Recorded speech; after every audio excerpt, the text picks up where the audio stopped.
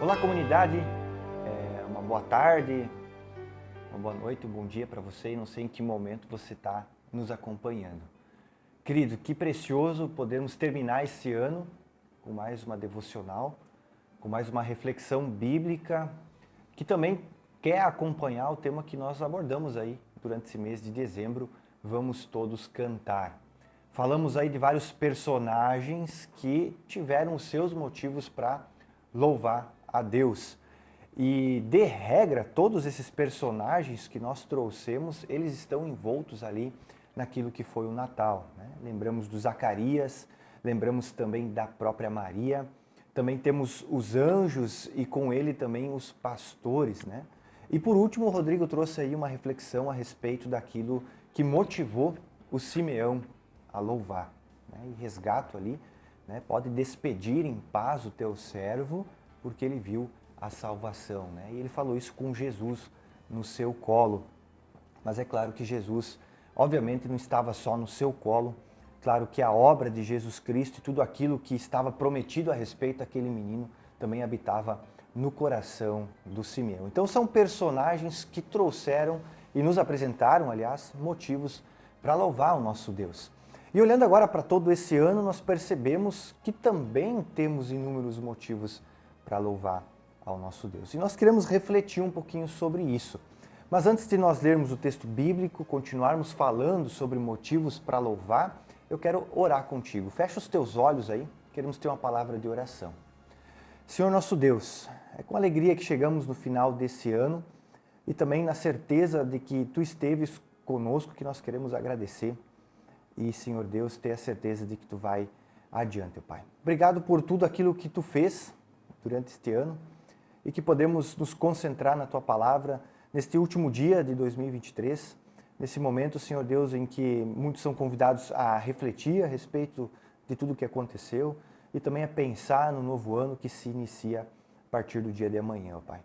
Bem, cuida de nós, fala o nosso coração mais uma vez, que a Tua Palavra ela habite ricamente na nossa vida e ali frutifique também, ó Pai. Ensina-nos a perceber os inúmeros motivos que temos para louvar o Teu nome hoje e sempre. Em nome de Jesus é que eu oro. Amém. Querido, sempre é bom lembrar que, mesmo sendo uma devocional, nós realizamos essa devocional não no meu nome, não no nome de alguém da comunidade, não no nome da Melk, mas no nome do nosso Trino Deus, que é Deus Pai, Filho e Espírito Santo. Amém? Queridos, vamos lá. Eu quero te convidar a abrir o Salmo 111. Se tu tem ali, acessa rapidinho aí a tua Bíblia, abre, folheia a tua Bíblia e nós queremos ler este salmo. Eu vou ler na versão Almeida, Revista e Atualizada, e como o Rodrigo colocou na reflexão passada, tá? Se você aí tá com dificuldade de abrir, pausa o vídeo e continua, depois eu já vou começar a ler, beleza? Vamos lá então, Salmo 111. O salmista vai começar dizendo: Aleluia! De todo o coração renderei graças ao Senhor na companhia dos justos e na assembleia. Grandes são as obras do Senhor, consideradas por todos os que nelas se comprazem. Em suas obras a glória e majestade, e a sua justiça permanece para sempre. Ele fez memoráveis as suas maravilhas. Benigno e misericordioso é o Senhor. Dá sustento aos que o temem, lembrar-se-á sempre da sua aliança. Manifesta ao seu povo o poder das suas obras, dando-lhe a herança das nações. As obras de suas mãos são verdade e justiça. Fiéis todos os seus preceitos. Estáveis são eles para todo sempre, instituídos em fidelidade e retidão. Enviou o seu povo à redenção, estabeleceu para sempre a sua aliança, santo e tremendo é o seu nome. E o versículo 10, o temor do Senhor é o princípio da sabedoria. Revelam prudência todos os que praticam. O seu louvor permanece para sempre.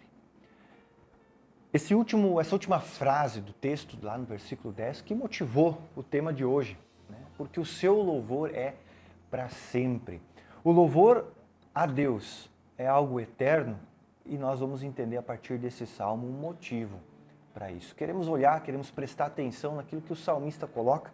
Quero pontuar algumas coisas e também ver o que isso pode nos ensinar hoje, né, para a virada desse ano, para o ano de 2024, para tudo que se inicia aí para dentro da nossa vida, tá bom? É interessante que o salmista ele começa falando de uma atitude fascinante. Por que fascinante? Porque ele declara que de todo o coração ele vai render graças ao Senhor. O salmista se compromete em render graças ao Senhor.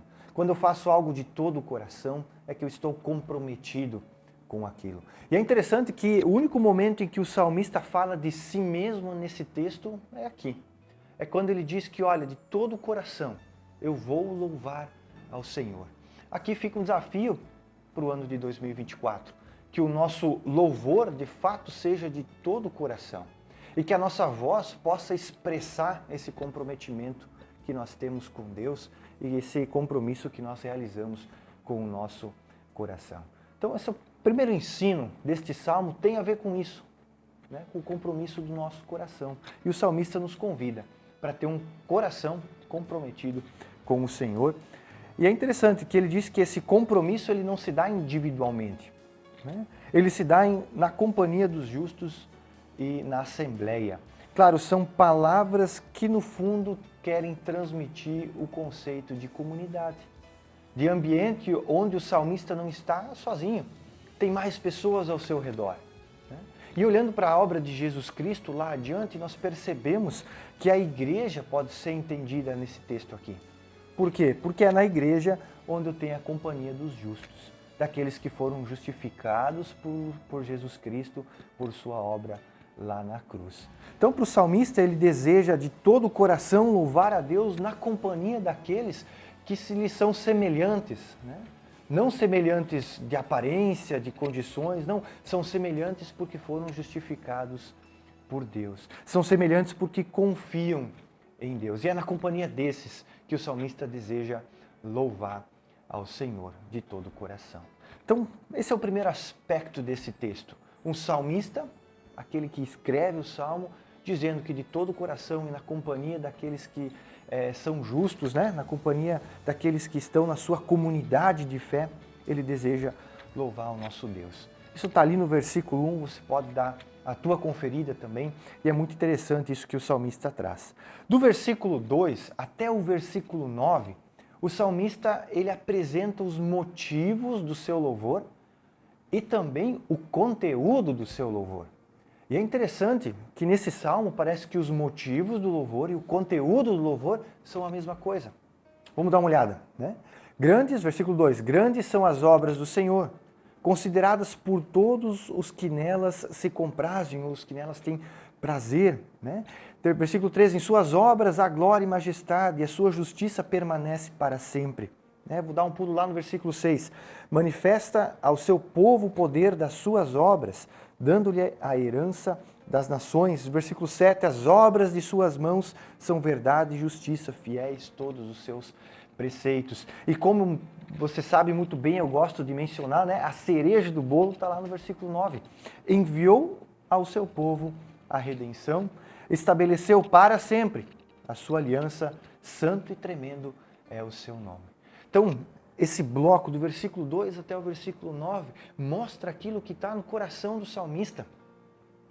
Mostra aquilo que motiva o salmista a louvar a Deus. E é interessante, aquilo que o motiva o salmista não são obras dele.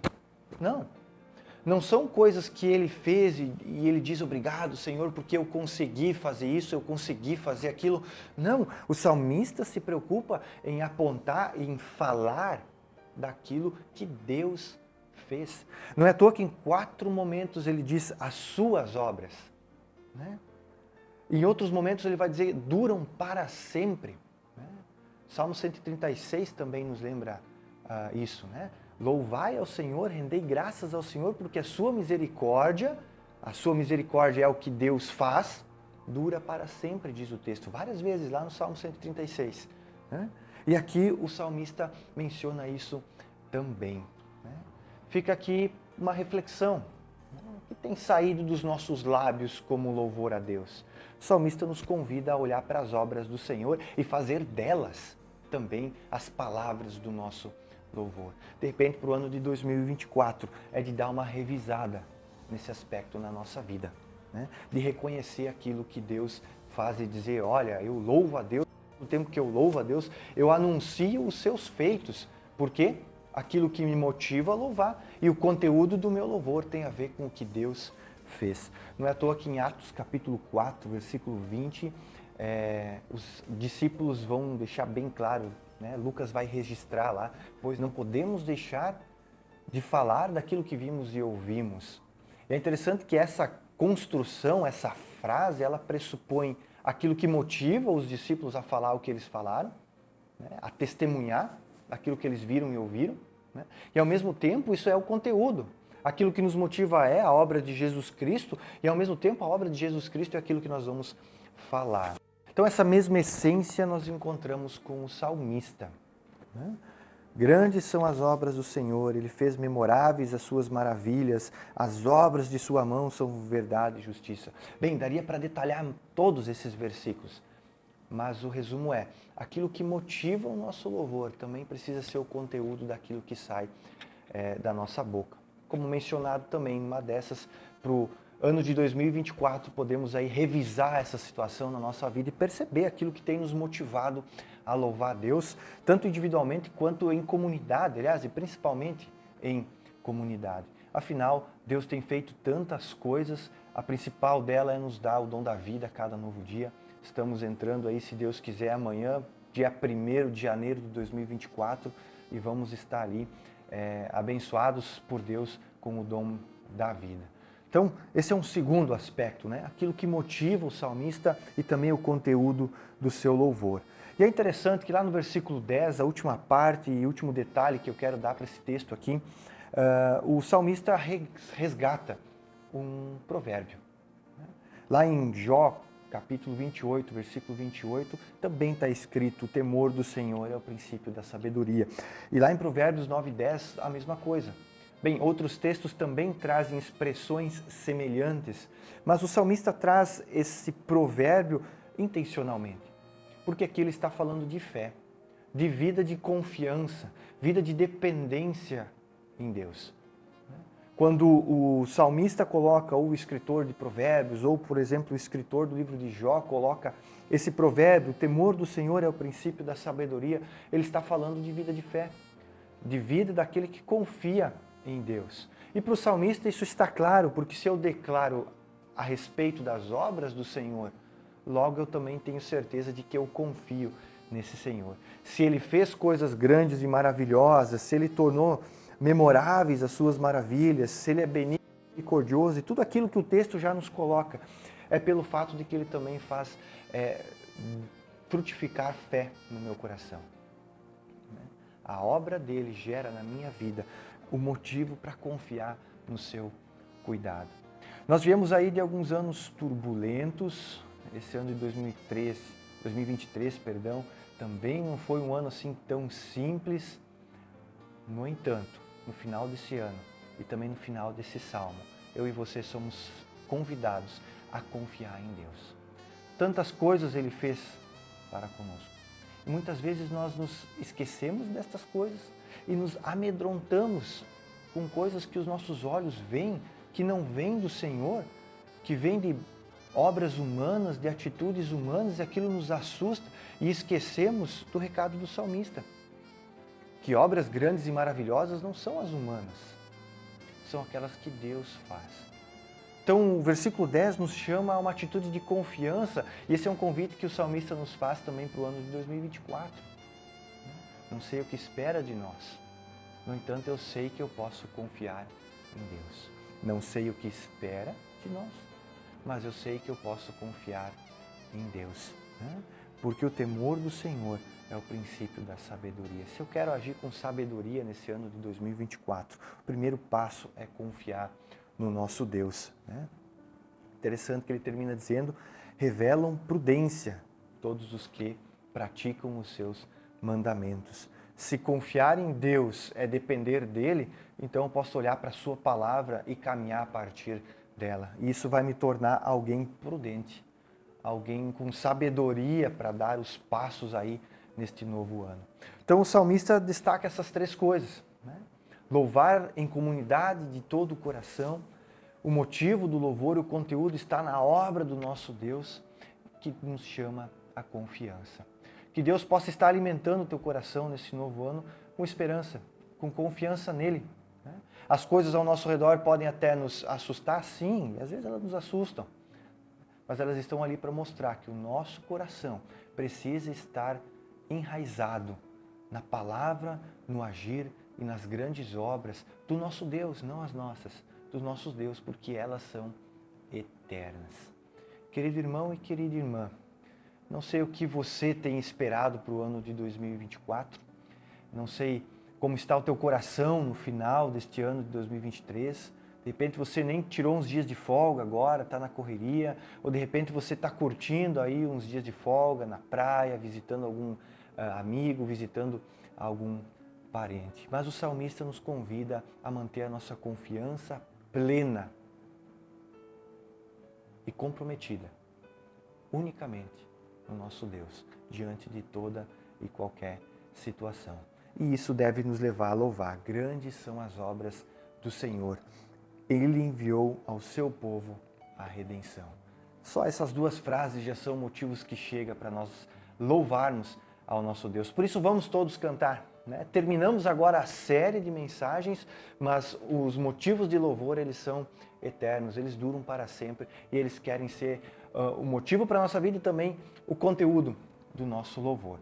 Querido, que Deus te abençoe, que Deus te guarde, te conduza para esse novo ano. Contamos contigo aí na nossa comunidade. Venha, visite, participe, se engaje, conte conosco, mas acima de tudo isso, permaneça firme e fiel àquilo que Deus deseja para a tua vida, que é te salvar, que é te manter seguro em seus braços, que quer ser motivo do seu louvor.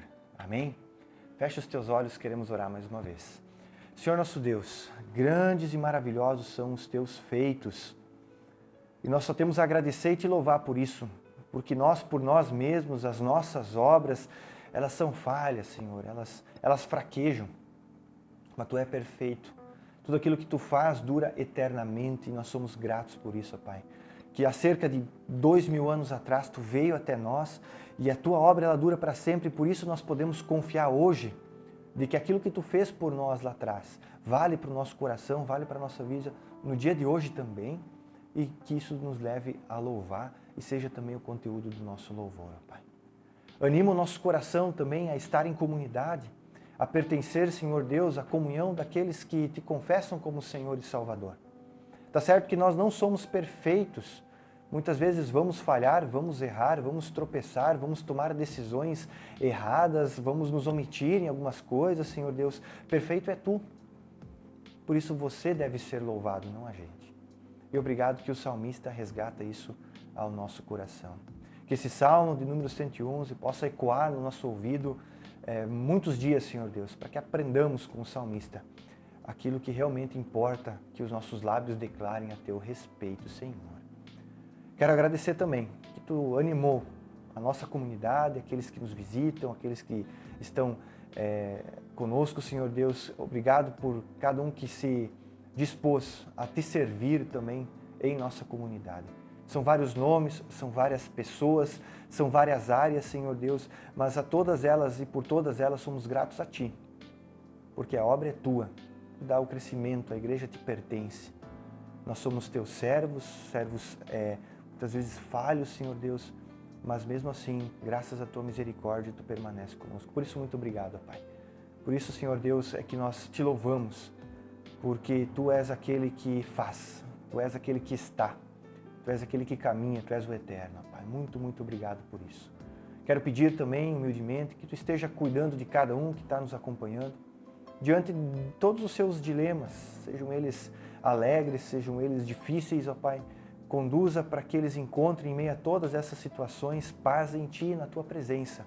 Independentemente se as coisas estão sendo resolvidas ou não, que eles possam depender de Ti e encontrar, Senhor Deus, essa vida de confiança, de que a nossa fé não é movida por aquilo que vemos, mas por aquilo, Senhor Deus, que Tu faz na nossa vida. Louvado seja o Teu nome por tudo isso, ó Pai. Acompanha-nos adiante, nesse novo ano que se inicia no dia de amanhã. Conduza, querido Deus, para que a nossa fé não seja abalada por qualquer proposta que o mundo venha a fazer.